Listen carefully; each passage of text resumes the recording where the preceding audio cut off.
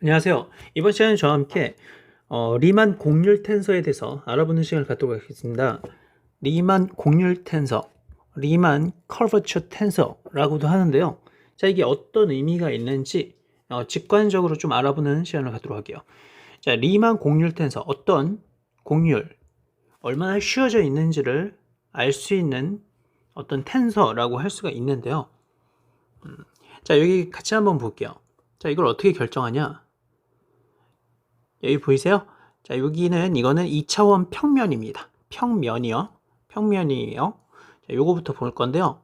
자, 여기에 사실 여기 좌표계가 이렇게 있는 거예요. 이렇게 계속 쭉 있고 여기도 이렇게 있는 거예요. 자, 여기서 우리가 가로를 뭐 x축 보통 이렇게 놨는데요. 자, 이거를 우리가 x 뭐 뮤 이렇게 놓읍시다. 알겠죠? x 뮤 이렇게 놓고요. 그러니까 x 뮤 x 제로 해도 돼요. 제로라고 할까요? x 제로 뭐 이런 식으로 하고요. 자, 이쪽은 뭐 x1 이렇게 있는 거예요. x1 이렇게요. x 제로 이렇게 있고요. 자, 이 얘기를 왜 하냐면요. 한마디로 여기 건색 있죠. 건색이 있는데요. 여기 처음 출발해서 얘는 지금 이렇게 이동하죠. 그쵸? 지금 어느 축을 먼저 가요? 아까 전에 이렇게 뭐라 그러죠? x0라고 그랬나요? 좀 헷갈리는데. 하여튼 요 축을 먼저 가죠. x1이라고 그랬나요? 좀 헷갈려요. 자, x1 축을 이렇게 가고요. 그런 다음에 x0 축을 이렇게 가죠. 그러니까 x1을 갖다가 x0로 가잖아요. 그렇게 해서 어디까지? 여기까지 했을 때, 도착을 했을 때 마지막에 이 모양이죠. 처음에 여기 있던 애가 x1축 미소변을 한 다음에 x0축으로 미소변을 하고 나서 이렇게 됐다 이거예요. 이게 나중이죠. 그럼 여기가 나중이죠.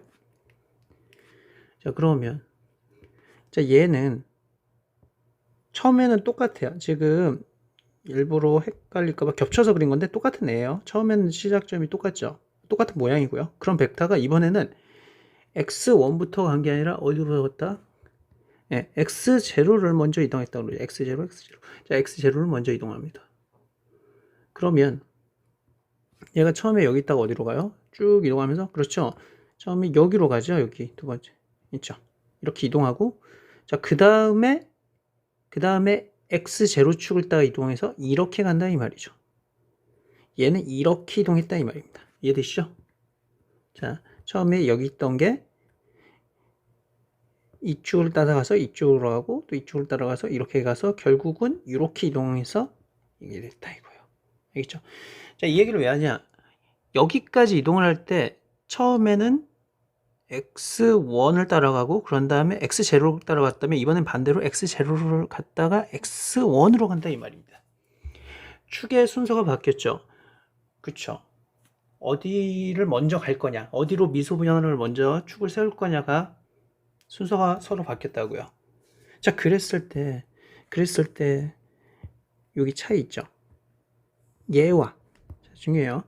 얘와 그리고 아까 그 권색의 그 차이를 보는 거예요.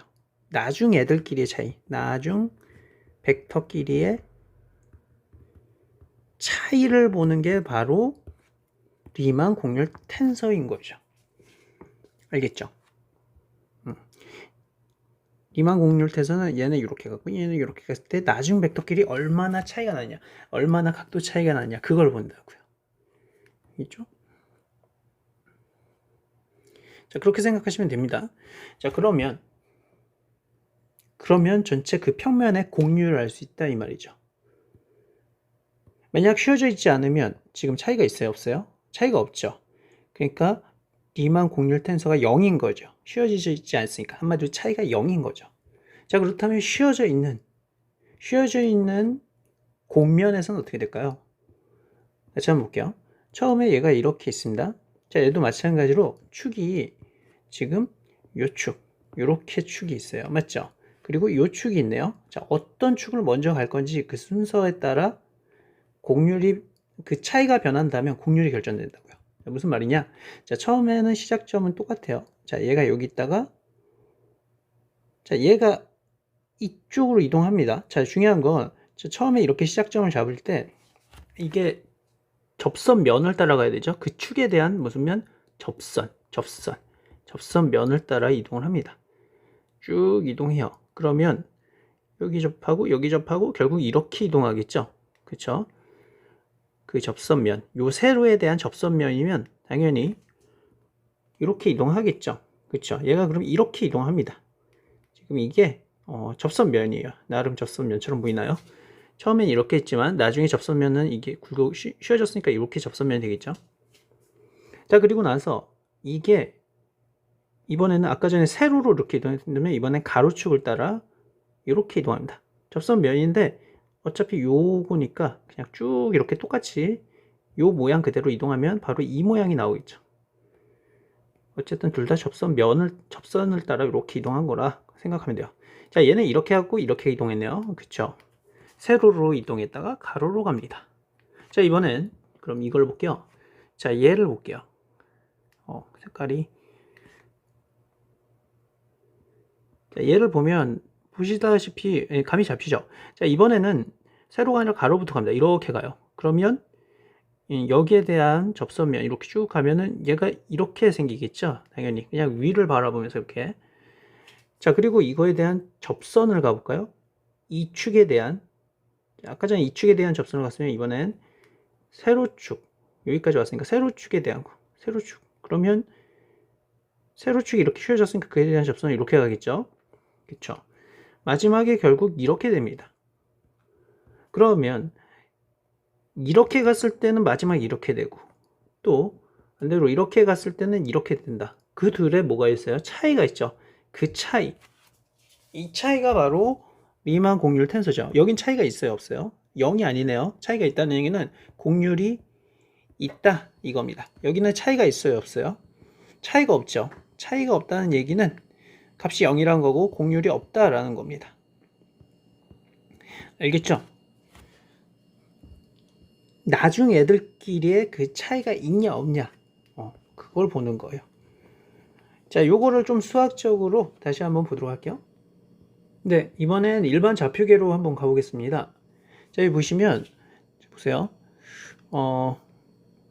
이번에는 x뮤하고 x뉴 좌표계입니다. 자, 처음에 여기 있던 게 얘가 어떻게 갔죠? 그렇죠. 이렇게 이동했죠. 이렇게 이동해서 얘가 여기까지 갔을 땐 이렇게 되겠죠. 그렇죠. 이렇게 이동하겠죠. 그리고 이게 이렇게 이동합니다. 알겠죠? 이렇게 갔다가 이렇게 이동하는 거예요. 이해되시나요? 자, 이렇게 됐으면 얘는 어떻게 되는 걸까? 이 노란색은 x뮤 좌표축으로 먼저 가는데 접선을 따라가 있죠? 접선. 얘는 이게 직선으로 알고 이렇게 접선을 따라갈 거예요. 엄청 크게 보면 직선이잖아요. 그래서 이렇게 갑니다. 여기까지 갔을 때. 그리고 이게 쭉 이 세로축은 쭉 똑같이 가면 되죠. 그러면 이렇게 될 겁니다. 이해되시나요? 자, 이렇게 됩니다. 그러면 둘에는 차이가 있죠. 나중에 애들끼리는 서로 차이가 있습니다. 그 차이가 바로 리만 텐서인 거죠. 자, 이렇게 보면 되는데요. 우리가 수학에서 자, 요거를 A 벡터라고 보고 또 요거를 B 벡터라고 봤을 때 지난번에도 했듯이 A-B는 바로 요 벡터를 말합니다. 한마디로 A 쪽에 머리를 두고 B 쪽에 꼬리를 둔 이 벡터죠. 이만큼의 지금 차이가 있고 이게 바로 리만 공률 텐서인 거죠. 그럼 그걸 수식으로 같이 한번 알아보겠습니다. 여기 보시면 요게 바로 R인데요. 자, 줄게요. 헷갈리니까. 자, 이게 R인데요. 이건 뭐냐? 자, 여기 GB 보이시죠? 자, 여기 GB가 있습니다. 이 GB가 있고요. 자, 요거를 맨 처음에 이축으로 가서 이렇게 움직이는 거죠. 평행 이동. 자, 그렇게 하는 걸 이렇게 한다 그랬죠, 우리가.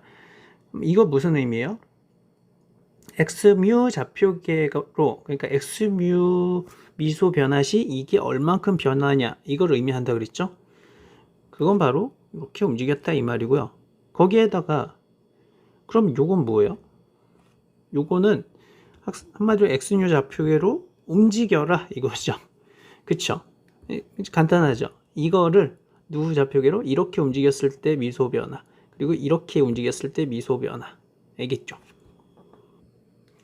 자, 그리고요. 자, 얘를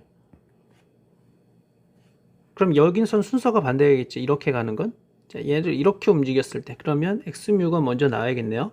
아까 전에 x뉴가 먼저 나왔으면 이번 x뉴가 먼저 나오고 그런 다음에 이렇게 움직이니까 그렇죠. x뉴가 이렇게 나오죠.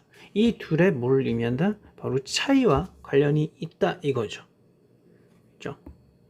이렇게 우리가 알 수가 있습니다.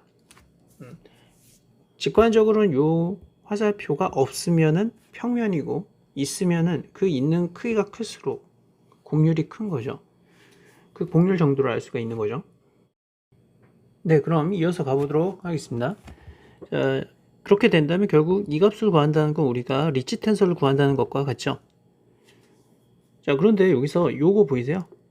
이 녀석은 우리가 아주 많이 봤죠. 자연 기저 벡터를 미분한 거잖아요. 그렇죠? 1번 좌표계로. 그게 뭐예요? 자연 기저 벡터를 미분한 거. 그렇죠. 크리스토펠 기호랑 관련이 있죠. 크리스토펠 기호를 성분으로 갖는, 잠시만요. 바로 크리스토펠 기호를 성분으로 갖는 애죠, 얘가. 그쵸? 그런 벡터죠. 우리 지난번에 배웠잖아요. 그쵸? 그거는 이렇게 갔을 때 예를 들어 이렇게 했는데 얘랑 얘의 그 차이를 본 거죠. 그 차이가 바로 크리스토펠 기호의 그 크기랑 관련이 있는 거죠. 예, 이게 들어갈 수밖에 없어요. 미분을 여기선 2번 하니까 크리스토펠 기호가 2개까지도 들어갈 수 있겠네요. 라고 생각할 수 있겠죠. 실제로 리만 커버처 텐서, 리만 곡률 텐서는 이제 크리스토펠 기호가 2개까지 들어가요. 딱 봐도 한 번 미분할 때 이게 됐으면 얘가 있으니까 또 크리스토펠 기호가 들어갈 수 있겠죠. 그러니까 그렇게 됩니다. 그리고 항이 몇 개가 나올까요? 딱 봐도 4개가 나오겠죠. 왜냐하면 이제 이거를 한 번 했을 때 이렇게 하고 요거 할 때는 얘랑 미분하고 얘랑 미분해야 되니까 얘도 한 번 했을 때 이게 나왔으면 얘가 얘랑 미분하고 얘랑 미분한 게 나와야 되니까 총 4항이 나옵니다. 크리스토펠 기호는. 그리고 어떤 항은 크리스토펠 기호가 2개까지 나올 수 있고 최소한 1개는 나온다 이 말이죠. 그걸 이제 알아보자 이거예요. 근데 여기서 중요한 건 뭐라고요? 이 아이디어가 중요합니다. 이 차이라는 이 아이디어 그것만 아시면 돼요. 알겠죠? 크리스토펠 기호는 이게 뭐죠? 리만 커버처 텐서는 이 차이에 해당한다. 이런 것만 아시면 됩니다. 자, 그럼 시작하도록 하죠. 자, 여기서 보시면 그래서 얘는 얘랑 같죠. 그렇죠? 아무래도 여기 베타가 있으니까 여기 밑에 베타는 쓰고 여기는 알파라는 게 있고 여기는 알파 이렇게 쓴다라고 했어요. 자, 이쪽도 마찬가지입니다. 이쪽도 마찬가지로 여기 베타, 뮤 했으면 여기도 똑같이 알파, 알파에서 이렇게 납니다. 이건 지난 시간에 했었죠. 이런 식으로 할 수 있다라는 거예요. 자, 그리고요. 그러면 그걸 넣은 값은 당연히 이렇게 되겠죠. 그렇죠? 요거는 그냥 뚝 내려오고 요걸 넣은 값이 여기 이렇게 되고 얘도 요거는 그냥 뚝 내려오고 요걸 넣은 값이 이렇게 되고요. 마이너스는 그 차이를 말하고 맞죠? 그렇게 할 수 있어서 결국 이렇게 나왔어요. 자, 그런데 여기서 또 뭐가 있어요? 미분이 있네요. 그렇죠?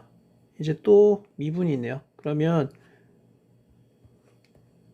이 미분 애들은 얘를 각각 미분해야겠죠. 각각 앞에 거 미분, 뒤에 거 미분. 그래서 이게 그겁니다. 보시면 얘는 앞에 거 미분 더하기 뒤에 거 미분. 얘는 앞에 거 미분 더하기 뒤에 거 미분인데 마이너스가 있기 때문에 마이너스 이렇게 한 거예요. 간단하죠? 예, 이렇게 할 수 있어요. 그러니까 간단하다는 얘기가 나중에 보면 되게 항도 많고 그렇게 보이는데 제가 말하고 싶으면 여기서부터 시작했다고요. 어디서부터? 네, 여기서부터 시작했다고요. 그리고 이것의 의미는 이런 거 같고요. 이게 리만 커버처 텐서고요. 자, 그러면 같이 볼게요. 밑에 자, 그래서 밑에는 다 그 유도 과정이에요. 지금 우리가 여기까지 봤죠? 그러면 이제 보면 얘는 더 이상 줄일 수가 없고요. 그래서 이렇게 나오고요. 이런 애를 보세요. 이런 애. 옆에 있는 애. 옆에 있는 애는 얘 자체가 또 이렇게 될 수 있죠. 그래서 알파, 뉴. 자, 자연기저 벡터를 나누면은 제가 크리스토펠 기호가 나온다 그랬죠. 이렇게 되고 새로운 이거 K가 이렇게 나오는 거고요. 알겠죠? 그렇게 나올 수 있다라는 거예요. 자, 이제 옆에 있는 걸 볼게요. 옆에 있는 거 보면 얘는 얘를 나누는 게 없기 때문에 얘의 미음값이 없죠. 그러니까 크리스토펠 기호는 따로 안 나오겠네요. 그래서 그냥 내려온다 이거예요. 얘는 그냥 이렇게 쭉 내려온다. 그 옆에 있는 거는요. 옆에 있는 거는 지금 자연기초 벡터를 나누죠. 나누니까 이렇게 바뀌는 거죠. 알겠죠? 알파 뉴 이거를 알파 뉴 하고 K 이렇게 하고 얘는 그냥 이렇게 내려오고. 그래서 이렇게 하는 겁니다. 그러니까 이제 하는 과정은 이렇게 되고 이제 실수만 안 하면 이렇게 유도가 가능해요. 그렇게 해서 우리가 했고요. 자, 지난번에도 얘기했는데 지표를 덧셈을 할 때는 같게 해야 되거든요. 제가 지난번에 얘기했지만 예를 들어 V 벡터 플러스 W 벡터가 있으면 이거를 지표 표기법으로 V 알파 얘만 따로 봤을 때는 이렇게 되고 얘를만 따로 봤을 때 이렇게 되지만 얘네를 더했을 때는 어차피 알파 베타가 둘 다 1, 2, 3 뭐 이런 식으로 가는 거기 때문에 얘네 두 개가 다를 이유가 없어요. 덧셈을 할 때는 하나로 통일하는 해야 된다 그랬죠.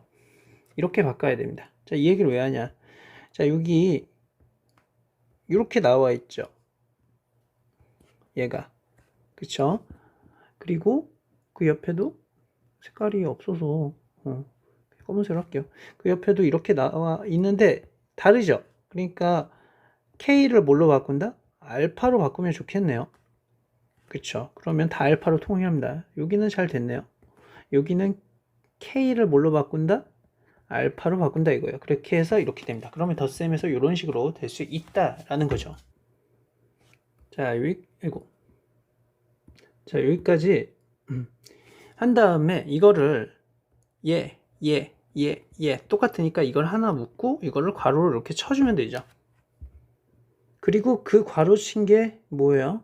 그 괄호 친 게 바로 리만 곡률 텐서입니다. 바로 이게 리만 곡률 텐서죠. 그렇죠? 그 차이를 보는 거라고요. 그러니까 이렇게 생각하시면 돼요. 자, 우리가 지난번에 크루스펠 기호할 때는 어떻게 했죠? 그렇죠? 뭐 얘가 뭐라고 할까요? 자, 이렇게 봤죠. 이거랑 어떤 통일성이 있지 않나요? 무슨 말이냐면은 얘는 이제 크리스토프의 기호가 여기 있는데